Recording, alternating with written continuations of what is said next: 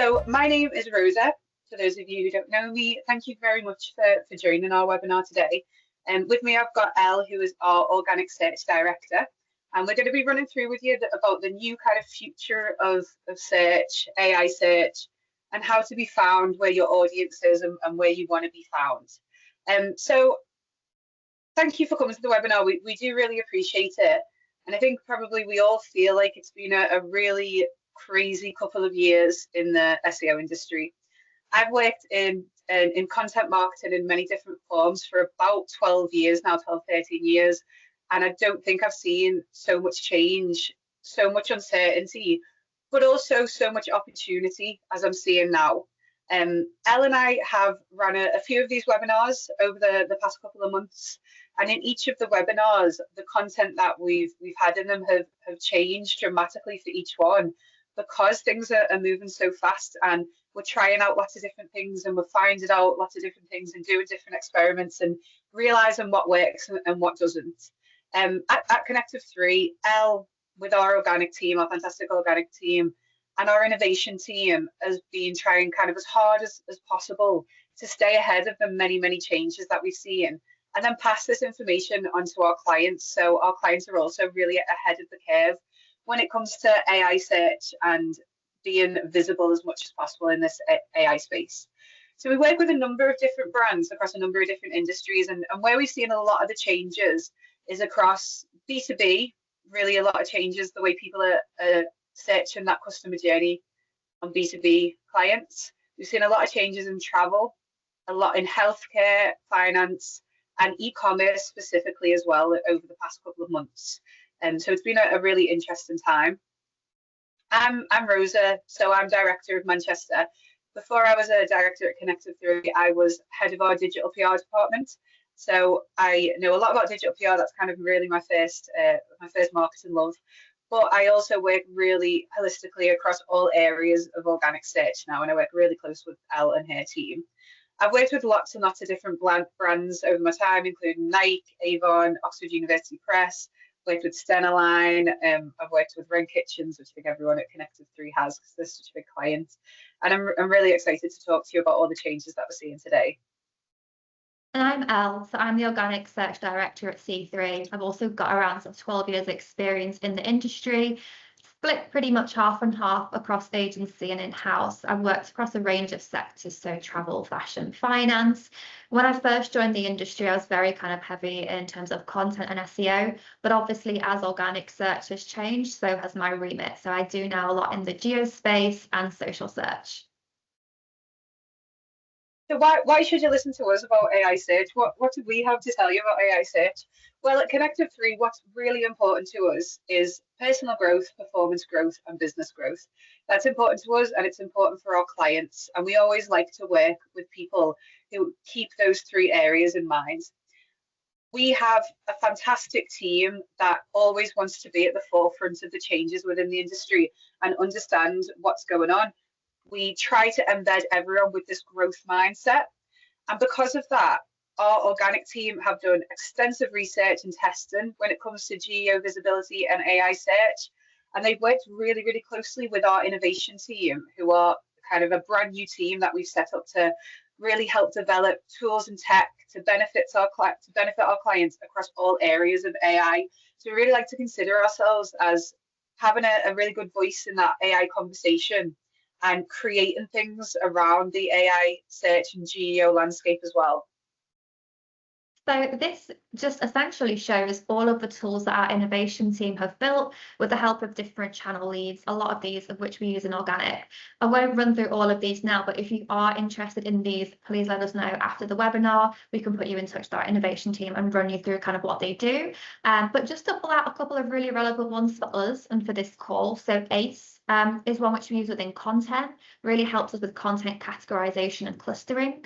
We've got Trend, which helps us to identify topics that are trending in social, which helps us from a social search perspective, and also Arise, which we're going to talk a little bit more about today, and is essentially how we monitor our clients' visibility and competitiveness and sentiment within the LLM landscape. So we're going to cover quite a lot today. We've got what search looks like in 2026. AI search specifically, so geo, SEO, the differences, the things you should and the things you shouldn't do to help with both, and then how to report back on success when it comes to geo. That's been a massive talking point amongst all our clients, and it's something we've kind of really worked towards. We're going to go through social search and Reddit, and then we're going to have a look at organic shopping listings, image SEO, and then we're going to talk about how to create that organic strategy in 2026 and beyond, and show you some examples about how we've done it for existing clients. Just to let you know, we have a little question Q&A box on the Teams chat at the top. If you have any questions throughout, please pop them into that Q&A box. And then at the end, Elle and I will have a look through the questions and we'll answer them all for you. So we're not going to answer questions as we go, but we're going to answer them all at the end. So any questions at all, just pop in that chat box. So search in 2026. I don't know about you lot, but I feel like I have said the 2 letters AI more than I've said my own name over the past 2 years. It has been such a huge talking point. It's such a huge change in the industry.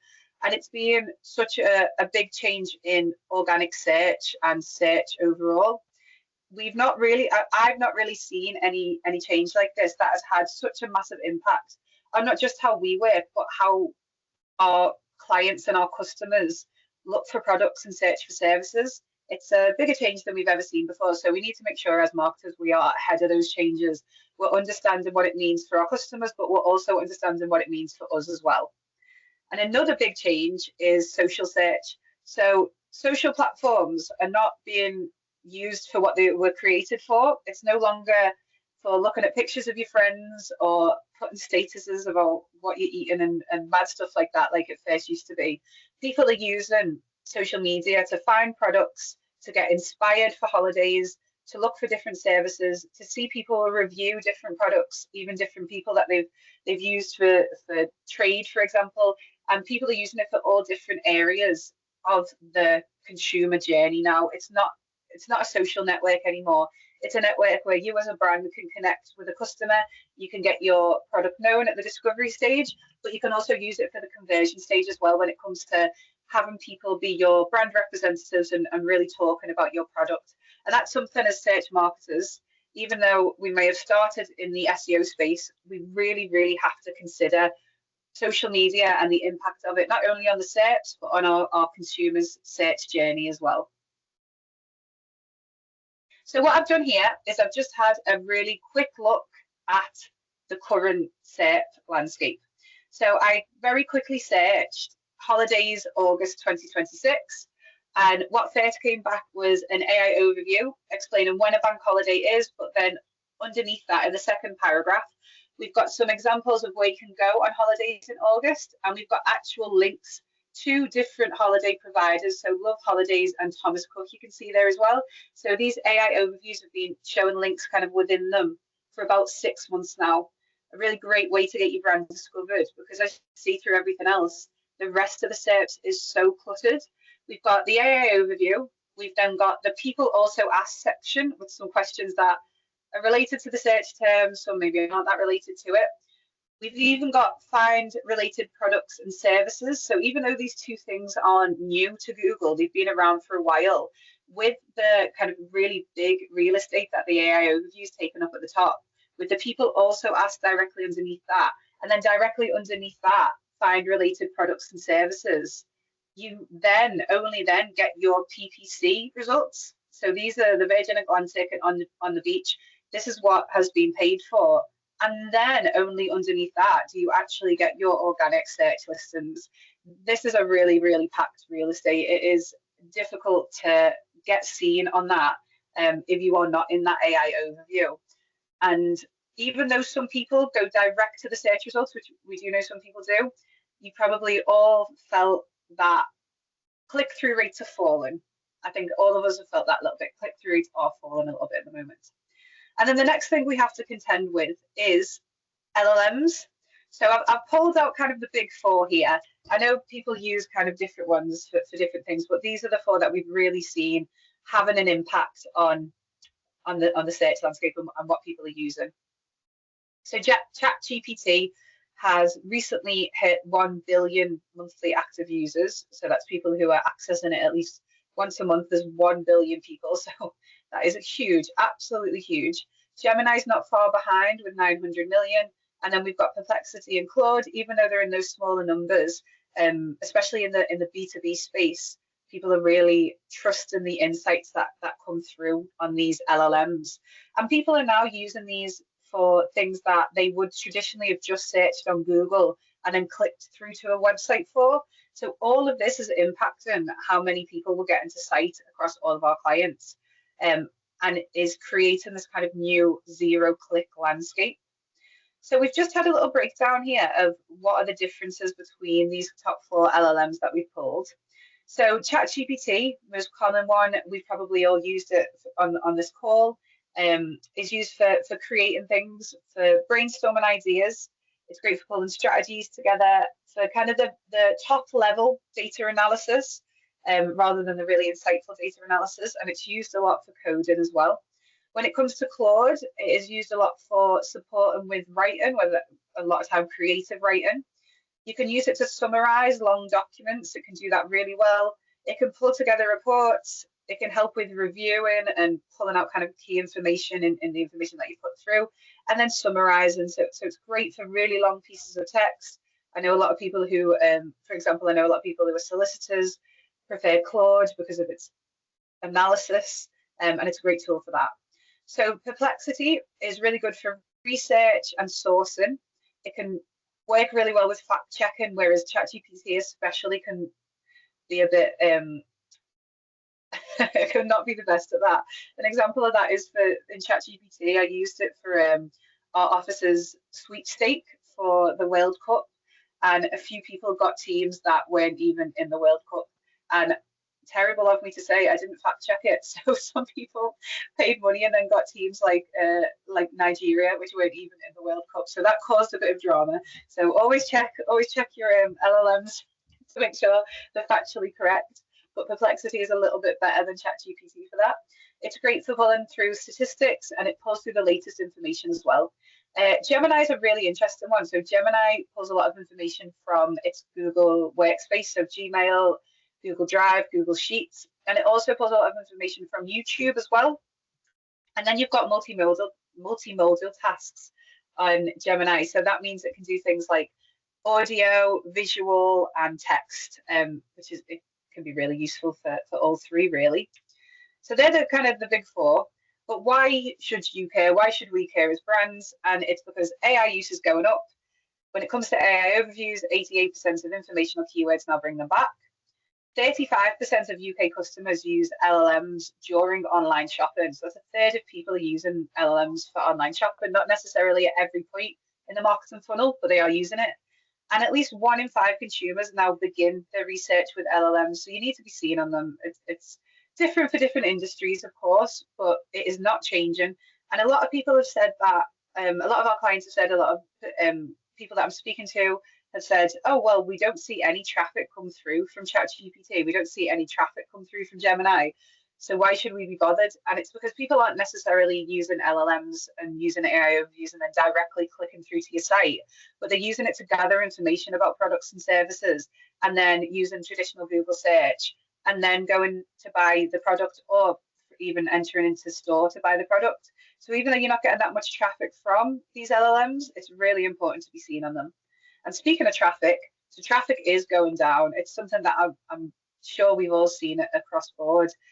Less people are clicking through to websites because they're getting informational content directly from AI overviews or directly from LLMs. So we've seen click-through rates fall massively.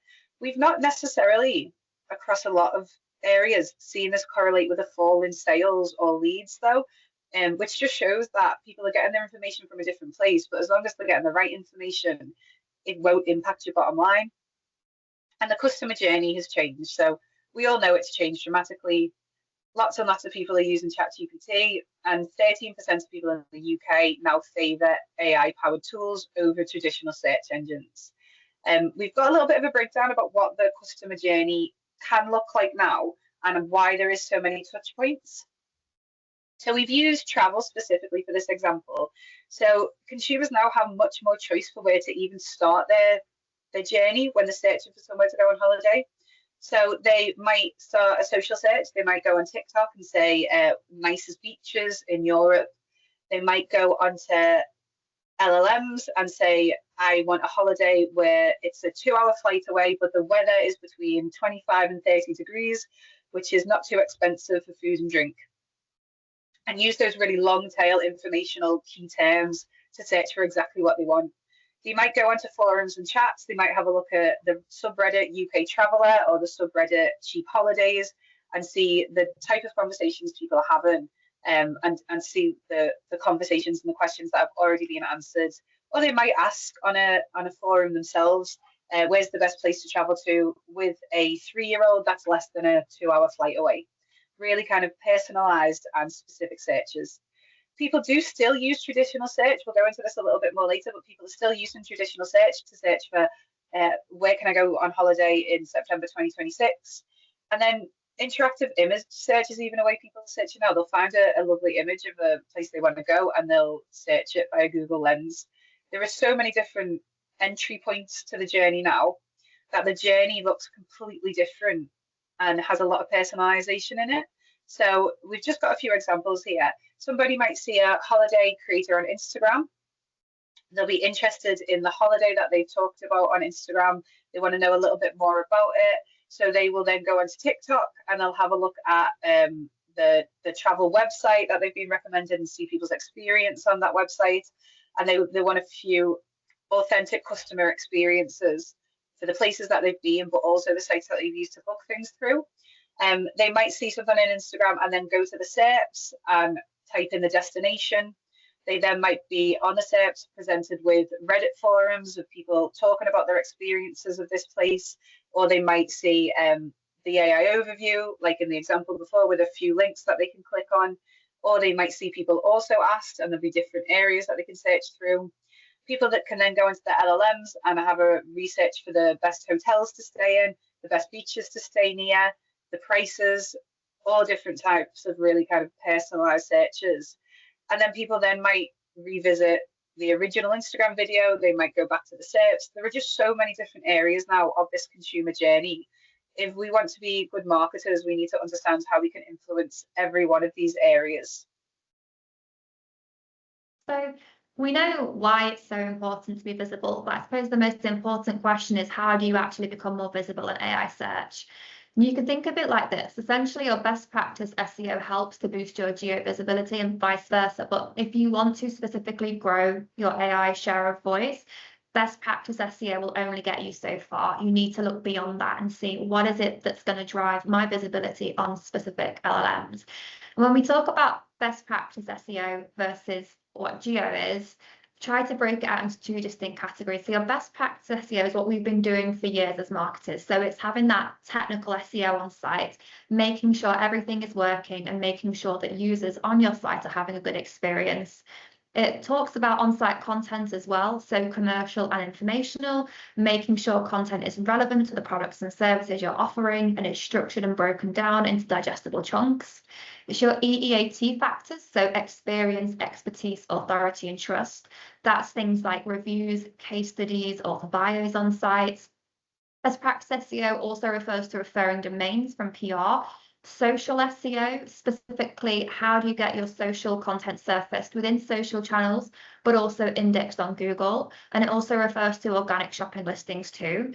If you don't have these in place, don't move over to the geo strategy, because you need to make sure you've got best practice SEO in place to help drive that visibility. But then what you'll want to do on top of that is look at a specific geo strategy, and that will depend on the LLMs that you want to be surfaced on. But it could include things like building your knowledge graph presence. So that means making sure that all of your entities are optimized across your site and across third-party websites. Building on content hubs, so very similar to blogs, but making sure we've got that topical authority, cluster content, internal linking. It's also around community brand sentiment, so making sure you've got that kind of positive sentiment on Reddit, people are talking about you, brand mentions via PR, and social SEO as well, but specifically brand mentions again, which I'll talk a little bit about further down in the social search section.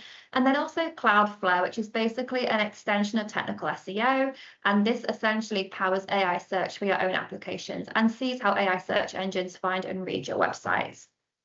So when you're pulling together a geo strategy, you first need to understand which LLM is important for you, because as Rosa mentioned, people use each one for different things. And so different sectors kind of value different LLMs. So if you are more of an e-commerce or retail or sort of a research-led purchase journey, so things like travel, fashion, that kind of thing, the likes of ChatGPT, Gemini, and AI mode and AI overviews are going to be what you want to be surfaced on. And each of them have their own kind of signals that they use to understand which brands they should surface in the first place. So for ChatGPT, social and community is key. So that means having a really active social presence. So making sure that you've got social content on your channels, having other people talk about you in social content. And it also means having that positive brand sentiment on Reddit. PR is also really important for ChatGPT as well.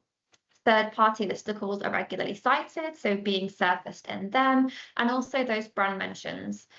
Gemini is completely different because it doesn't use social at all when it comes to signaling. Instead, it is all about your on-site content. So making sure you've got kind of clear service pages, FAQs, pricing structure, everything that would be helpful for a user to know when they're researching products or services. And it also really values entity clarity. So again, making sure your business information is correct, both on-site and off-site where it's referenced. AI mode and AI overviews really value that supporting content strategy. So like we said before, 88% of informational queries bring back AI overviews. So making sure you've got that informational blog content in place. You also want to make sure that you've got a combination of both brand mentions and referring domains. Referring domains here is particularly key because what we found for our clients is that if you aren't surfaced on page 1 for a query, you aren't going to be shown in AI overviews. So it's important you have those traditional rankings in the first place. And a social search strategy as well is also important here, specifically when it comes to YouTube. If you're more of a B2B or a research heavy kind of industry, so things like legal, finance, health sectors, then Claude and Perplexity are going to be the 2 key LLMs that you'll want to be focusing on. And again, you'll want to be looking at what signals they use to decide whether or not to show a brand. So for Claude, those expertise and trust signals are high. So you want to make sure you've got your case studies, your reviews on site. You want to have those industry leaders that are front and center with your content and social. But you also want to make sure you've got that thought leadership content. So any first party data you can use, create unique content, we can then outreach it via PR. And it really kind of is important to look at the domain authority of your cited sources. So making sure you are outreaching to relevant publications that are relevant to your sector, but also DA is high. And then with Perplexity, that uses RAG, so that's retrieval augmented generation. So basically what that means is Perplexity can cite pages that are days old rather than weeks old. So having fresh content helps. Again, so does brand mention and referring domains, and also so does community sentiment here. So again, specifically in Reddit. But there's a lot of information out there where people are saying, do this to increase your visibility in AI, but actually it can have maybe a short-term increase, but it's going to have a long-term damage to your SEO. So these 3 things we would say absolutely do not do. So the first one is self-promotional listicles. These completely lack objectivity. You saying that your brand is the best for something is not going to convince anybody otherwise. It's going to turn people off. And the more you do this, the more this is going to trigger Google spam filters. So yes, in the first few weeks, you might see an increase in your AI visibility, but it's going to do long-term damage to the rankings of your SEO, which is going to decrease your traffic and ultimately your conversions. The second is AI content, which I know is a little bit of a controversial thing to say because I know a lot of people do like to use it for that. And yes, AI content is quicker, but Google and LLMs can understand which content is AI slop. And yes, you might see an increase in the first few weeks as you churn that content out, but you're going to see those long-term detrimental impacts. So AI definitely has its place. It will have its place for research, which you always need to fact check because it's not always going to be accurate. And it will help you when it comes to structuring and templates, but you should always create that content with human angle. And then finally, creating content at scale. Perplexity does cite fresh content, but that doesn't mean you should be creating multiple pieces of content every single day. Again, that's going to be triggering spam filters because the more content you create, the more you're going to dilute the equity of your existing content, the more it's going to be cannibalizing. So create only content that is relevant and engaging. There's a couple of other bits as well, nothing that's going to do long-term damage, but I think it's kind of like unclear whether or not they have any impact. So the first one is LLMs.text. Basically, what Google has said is that it's not going to do any harm, but it's not necessarily going to help your site anymore. So for the time being, essentially don't waste your time creating an LLMs.text. There's other things you can do to help boost your visibility. The other one is schema markup. Again, some people say it helps from an AI perspective, others say it doesn't. However, it really helps from an organic visibility perspective. So you should do it anyway from an SEO perspective. And if it helps geo, then that's great. Something else that has changed recently as well within AI search is that paid ads are now appearing. So this started off with AI mode and AIOs that you see on the left. Most recently in the UK, it was introduced onto ChatGPT. So now when you're putting together an organic geo strategy, you're not just kind of competing for other organic visibility, but you're competing for paid ads. Although, of course, it's only going to be for specific searches. And what we're finding that tends to be is more sort of commercial and local searches. However, for this webinar, we're just going to be focusing on organic. So if you do want to find out more about kind of how you can get seen from a paid perspective, please reach out to us afterwards and we can pass you over to our paid team. So the role of digital PR is always been important. So Google's always said that links are among the most important ranking signals. And then within those links, the quality and the relevance of them are really, really important. Backlinks have always been a top 3 ranking factor, about 13% of algorithmic weight. And within the digital PR space, there's always been a little bit of a conversation around brand mentions, whether they have an impact, whether they are important, whether you should even track them. And now what we've kind of discovered through AI search and through the things that are having a big impact on them is that brand mentions are possibly even more important than links themselves. So brand mentions are critical in GEO because natural language processing and machine learning models rely on them to reduce ambiguity and increase certainty in their results. So as a brand gets mentioned in relation to their product, services, or the industry it operates in, it becomes an authoritative source of information on those topics. And then generative search engines use those brand mentions as a signal of authority and relevance. Really, really similar to what links used to be for traditional SEO. So now digital PR has always been an important factor, always been really important when it comes to ranking on Google. We've seen lots and lots more interest around digital PR as people understand that when their brand is talked about everywhere online, that is going to have a really big impact on their visibility and how they get on with AI search. So digital PR really is a core driver of modern search visibility. And across SEO and AI search systems, some of the strongest ranking and citation signals consistently come from 3 key areas of digital PR. So the first one is high authority backlinks, which we went through. Second is brand mentions in trusted publications. So brand mentions, some people used to call them kind of unlinked mentions. It's basically just a third-party publication that's a very trusted publication mentioning your brand in context-rich content. So talking about your brand in relation to your product, your service, or the industry you operate in. And the third one, which is really interesting, is that external validation. So your experts, your internal experts, having that experience, authority, trust, and really setting them apart. So this is better when it comes from your internal experts, so people who know the products inside and out, really understand the products. But then it also works really well with influencers. So influencers who are big within your industry, if they are talking about your product, your service, then that shows that you have that experience, authority, and trust as well. So that has now become kind of a really big strand of the digital PR that we do. We're not just creating great content for our audience, but we're also working with those influencers, working with those internal experts to make sure we're commenting on subjects that are based around our brands and our clients' brands. So we've just had a little look at an experiment here that has been run by Ahrefs for specifically AI overviews. So we know that brand mentions are really impactful on LLM search combined with social media, but on AI overviews as well, it's not necessarily links that are most important, whereas that's always been the case for Google. It now shows that brand mentions, so branded web mentions, have the strongest correlation with AI overview brand visibility. Backlinks still hold some value, but web mentions correlate much stronger. And the top 3 correlations are all to do with off-site factors. So branded web mentions, so brand mentions, brand anchors, and brand search volume as well. So how many people are searching your brand and when has a big impact on if you're going to appear in an AI overviews and if you're going to get that link through to the AI overview as well.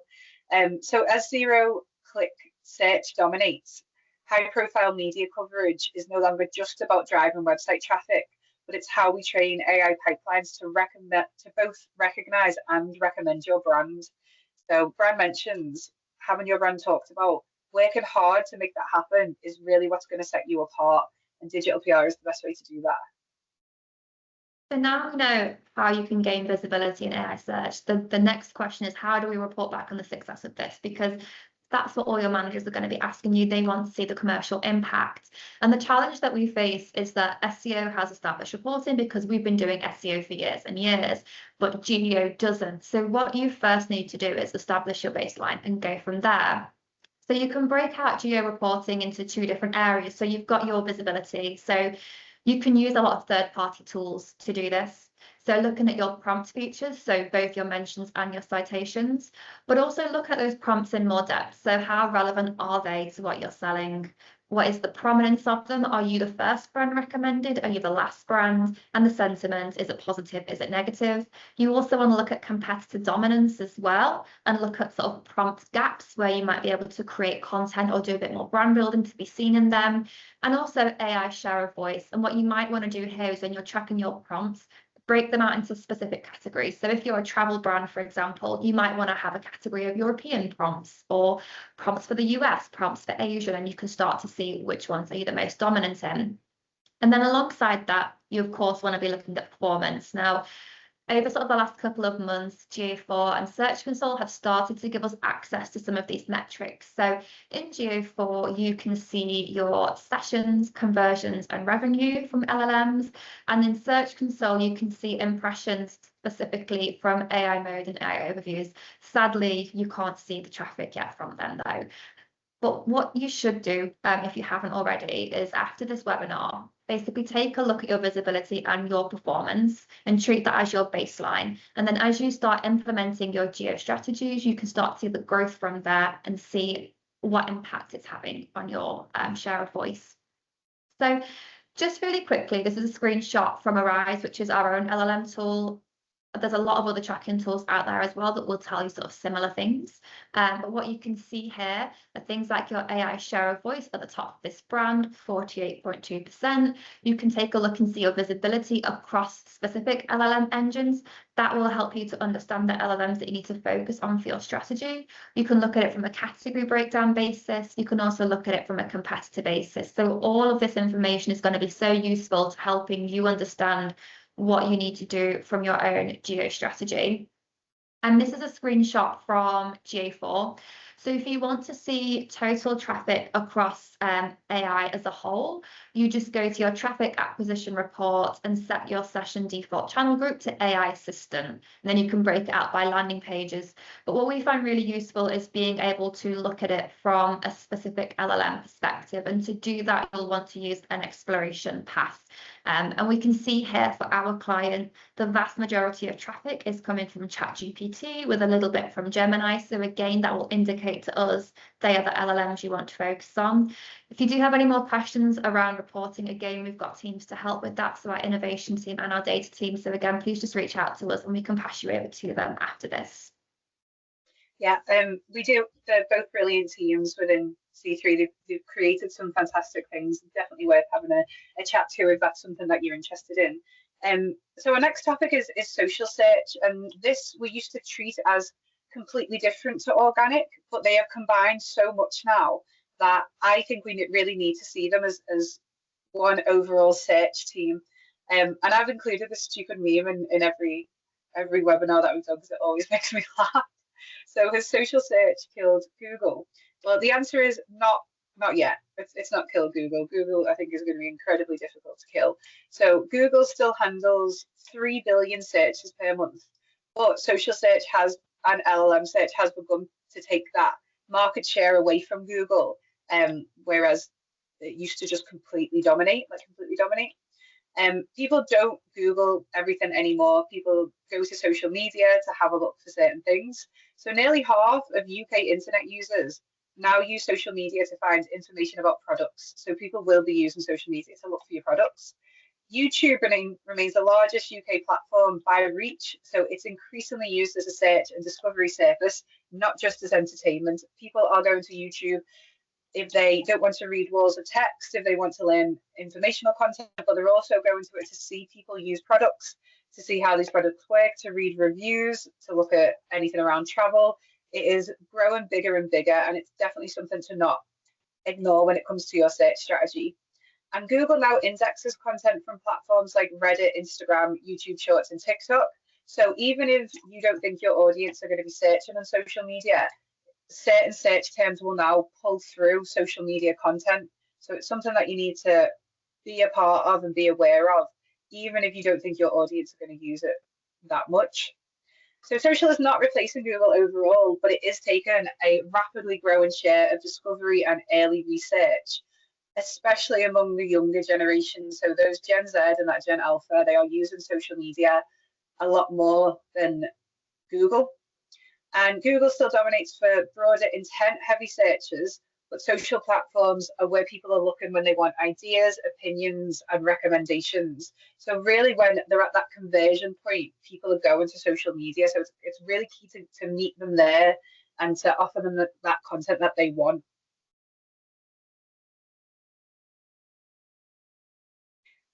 Sorry. Sorry. Sorry. So if a brand is consistently mentioned, reviewed, or recommended by real users across social networks, then the LLMs see that as brand equity. And then the AI machines are more likely to trust and recommend your brand because real people are talking about enjoying it and trusting in it. It's all like a circle in that way. And it's really important to make sure that people are talking about your brand or your products because that will really help with AI search. And then what we found is that platforms with stable indexable URLs like Reddit, YouTube, and LinkedIn, the LLMs are often reading them, understanding them, and citing them. So those three, when it comes to LLM search, are taken into consideration quite significantly. So if you want your social content to be surfaced organically, both within the specific social channels and Google, you'll just need to start off by doing some keyword research. So keyword research into the specific social channels themselves. So I've just pulled some examples here for YouTube and TikTok specifically for makeup tutorials, but you'll also then want to take a look at keywords on Google that are bringing back video content. Once you've done that, you'll want to do a bit of SERP analysis. So have a look at those keywords, see what kind of video content is being brought back, because it will help you to kind of understand video lengths and what kind of content to include. And you'll also want to then embed relevant videos into your site as well, which will help to boost those on-site engagement metrics. Once you've created the video content, you'll then want to optimize it as well.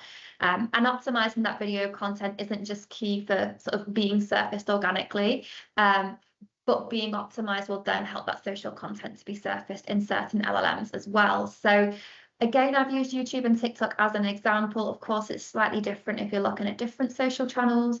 For YouTube, you can optimize your title tags and descriptions. You've got up to 5,000 characters, so you can be really descriptive on what it is that you're doing in the videos. You can add in clear CTAs as well. So you might want to add in subscription links to other channels. You might want to add in a couple of links to specific blogs or products that you're talking about.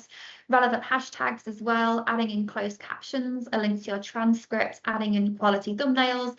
And if your video is sort of sitting at the 10-minute plus mark, adding those timestamps as well so users can go to the section they want to watch. When it comes to TikTok, you can say keywords in the video. The algorithm understands what's being said. Add keywords as on-screen text alongside in the title and the description. You might again want to include some relevant trending hashtags, but keep it to a maximum of 3, otherwise it starts to look a bit spammy. These aren't the only things that are going to get your videos surfaced. Engagement counts for a lot as well. So those likes, comments, and shares. But by doing this, you're setting yourself up for a better chance of being surfaced organically. So like I said, social content can be surfaced in Google in social channels, but it can also be cited in LLMs. So the likes of ChatGPT, AI mode, you might see videos being surfaced. But not only that, we know that social content is one of the biggest weighting factors when deciding which brands to surface. So somebody might search for, I don't know, best makeup brands for specific eyeliner. Video content might not be surfaced, but having that content there in the first place could be the deciding point between your brand being mentioned and your brand not being included at all. And this is a piece of research from Ahrefs, which is really interesting. Essentially, they looked at ChatGPT, AI mode, and AIOs specifically to look at the single most important factors that determine whether or not a brand is seen. So like Rosa mentioned earlier, branded web mentions, super important. However, interestingly, so are YouTube mentions specifically. So again, having your own active social channel is going to be important because you can be talking about yourself, but also you'll want other people talking about you too. And you can almost think about it as digital PR for YouTube. You want people to compare you to other brands, to be talking about you using your products. And when Ahrefs refers to YouTube mentions, this includes your brand name talked about in titles, in descriptions, in transcripts, and there isn't any specific weighting across any of them. All of them are as good as each other. YouTube mention impressions are then the second most important factor in being cited, and these are basically weighted by the number of views. So the more views a video has, the higher those impressions are going to impact visibility. Now we'll move on to Reddit, which sort of forms part of the social search process, but is very much sort of becoming more prominent now with GEO. And you can use this in two different ways. So you can use Reddit firstly to inform your own on-site content strategy. So having a look at relevant subreddits, you can start to uncover pain points to any questions or queries people are having, things that you might not have uncovered just via traditional keyword research, but you know people are still searching for. That can help you to understand, is there new blog content you need to create, or the FAQs you need to add to a service page? You can then start to see what language users are using, especially if you were selling something that's quite technical. You might think you know kind of the terminology people are using or refer to your products in a certain way, but users can be talking about it very differently. So again, it will just give you that insight into weaving that terminology into your on-site content to get you better surfaced. You can also monitor audiences as well. So brand sentiment is going to be key here because people do go to Reddit for the authenticity side of things. If you can see that people are talking about you in a negative way, that'll indicate you need to do some positive brand building. But you can, in some way, help to build those strong brand signals on Reddit. The key is you need to do this in an authentic way and not a promotional way. So you can help to establish your presence across relevant communities. So look to relevant subreddits where people are talking about things in relation to your brand and what you're selling. For instance, again, going back to the travel example, people might be recommending, I'm going to Bali, like which area should I stay in? You can talk about different areas they might want to stay in. You can then facilitate those conversations through engaging and answering specific people, answering follow-up questions, and just genuinely like adding value to existing threads. So not plugging your brand, but having that community manager that is clearly from that brand will help signal to both Google and LLMs that you're an expert in your area.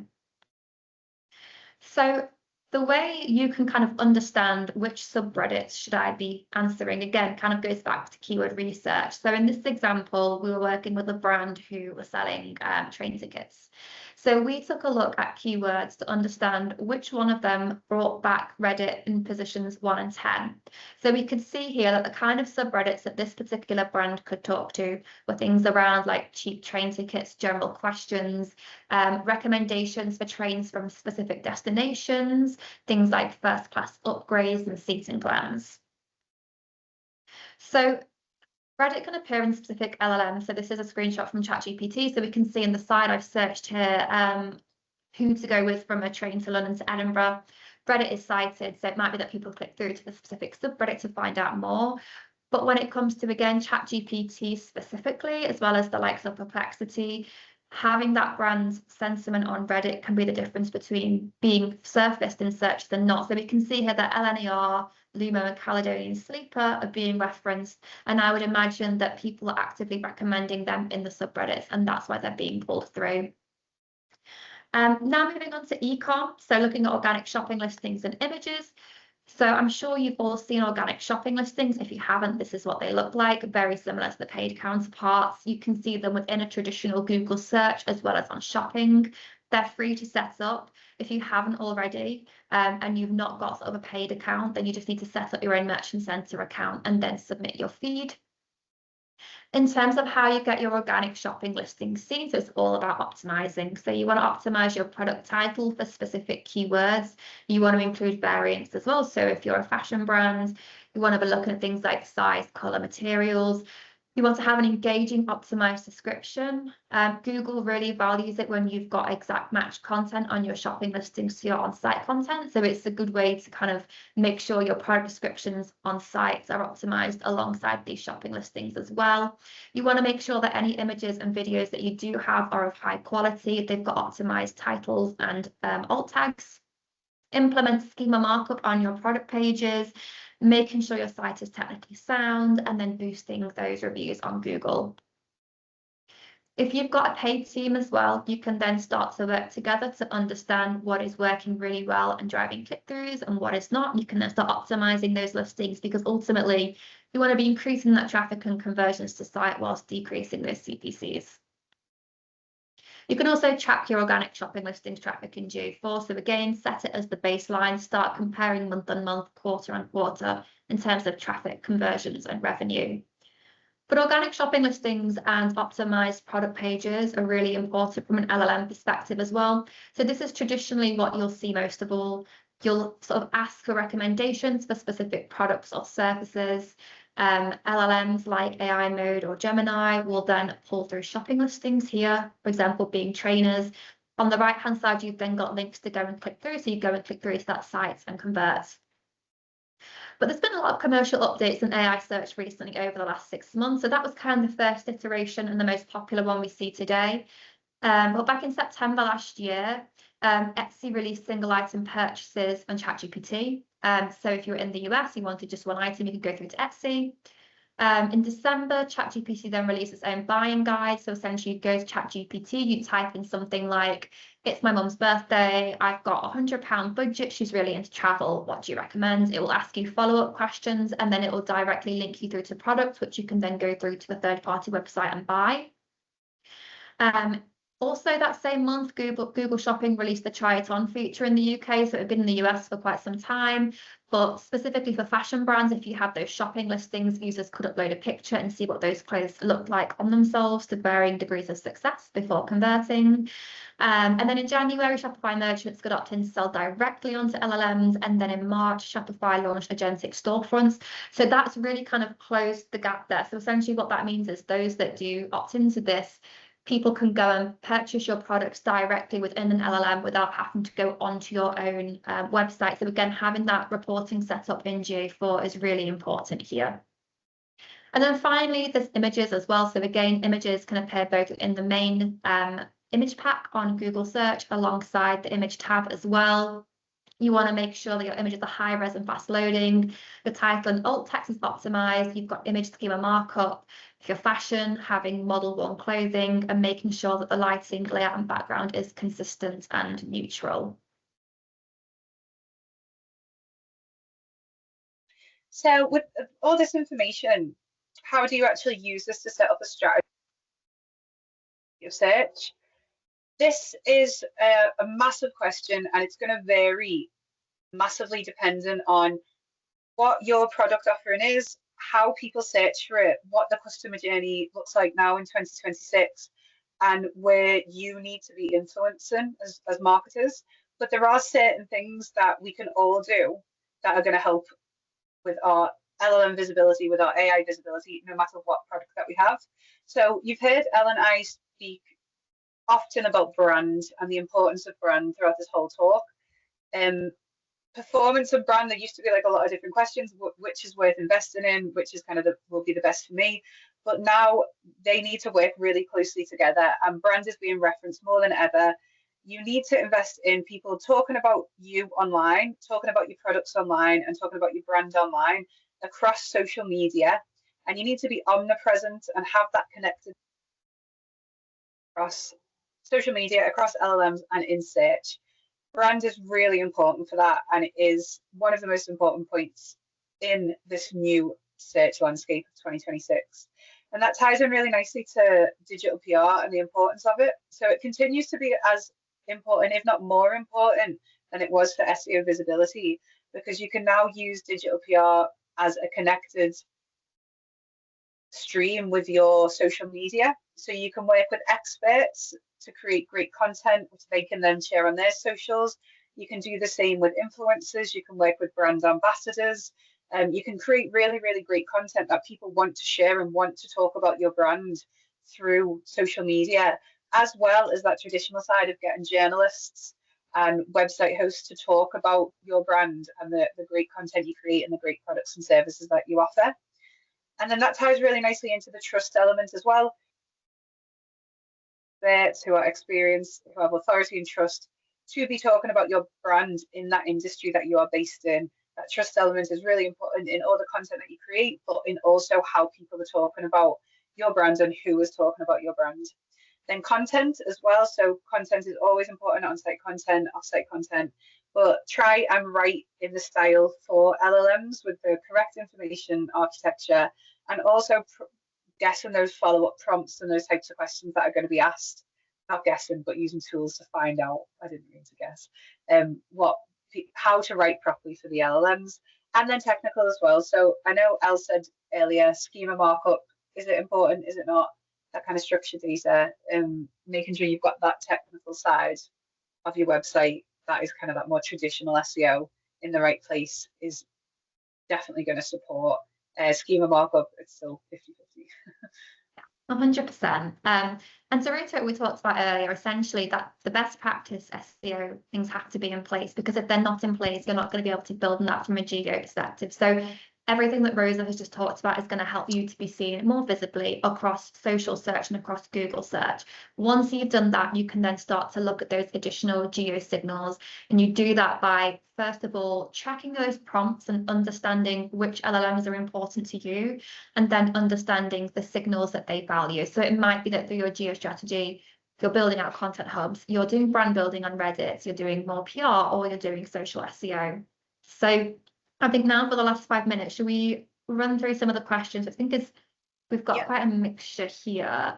So the first one is, what would you recommend practices for small companies that are relatively niche? I work for a small charity that has low search volume for lots of our key products, along with relatively small audiences. And I think, take this one. Yeah, go on then, Rosa. Yeah, so for this one, what you need to understand is whether search is actually an area that you should be investing in. If you have really low search volume, if you have really small audiences, there is the potential that what you should be doing is things like events out of home, potentially editorials in newspapers and websites and magazines that you know your small audience reads and are at.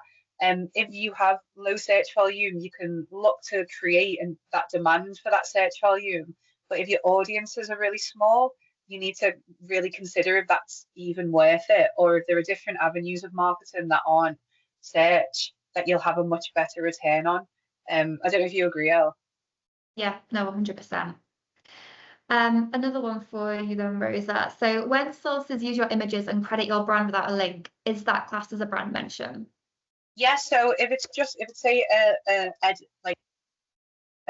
logo or an image with your company name underneath, kind of either way, LLMs can kind of read those images. So yeah, that would count as a brand mention, definitely. And then we've got another PR question. So many press sites, particularly B2B, are refusing to add backlinks now. How else could or should we be looking to build them? Yeah, so brand mentions when it comes to LLMs as important, if not more important than links. So even though it can be frustrating if a journalist doesn't add a link in this new landscape, it's not necessarily a bad thing. What I would be doing would be looking to potentially amend or adapt what the KPI is that you have to include brand mentions if you have a link KPI. If links are really kind of what you're looking for and what the gold standard is, there's a number of different things you can do. So I'd have a look at your competitors, see where they have recently built links and the methods that they have used. and then see if you can reverse engineer that, because if they've done it recently and a competitor has linked to them, then there's the chance that they'll link to you as well. You can do things like technical link building. So you can look at any broken links, see if you can get them fixed. You can do, depending on the type of industry that you are, where you work in, you can do a bit of partnership link building. So if you have any kind of partners that you work with, you can ask them to mention you on site and get a link that way.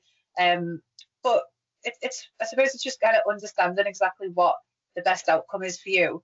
Even though a few journalists are not adding links, that's kind of been a case for a long time. There are definitely still publications out there that will add links.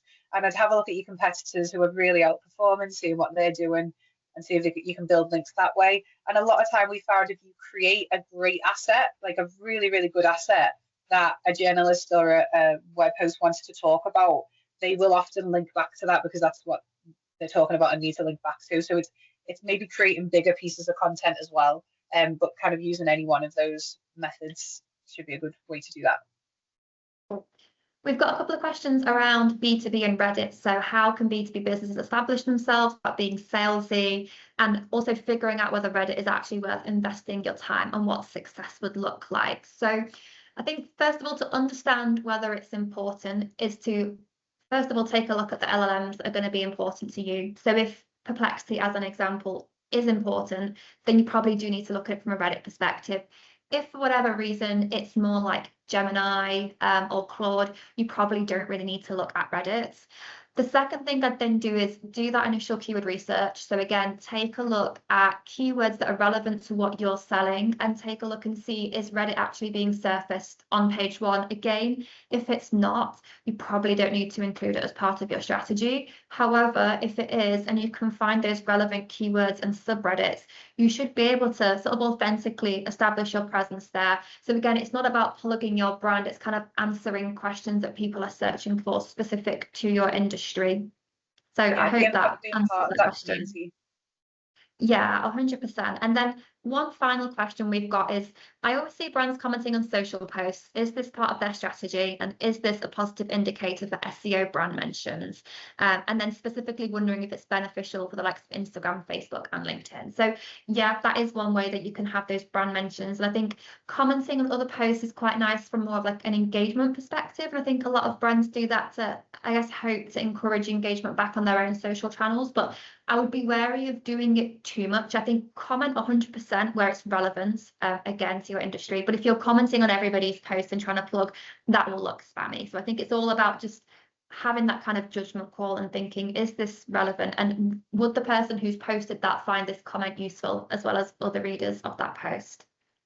So that's all of the questions that have been submitted.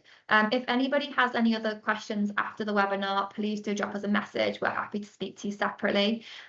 We will be sharing the recording and the deck itself if you want to have a bit of a read more in depth. But thank you so much for coming. We hope you found it really insightful. And if any questions, if you want to find out more about how we can help you with pulling together a geo strategy, please just reach out to us.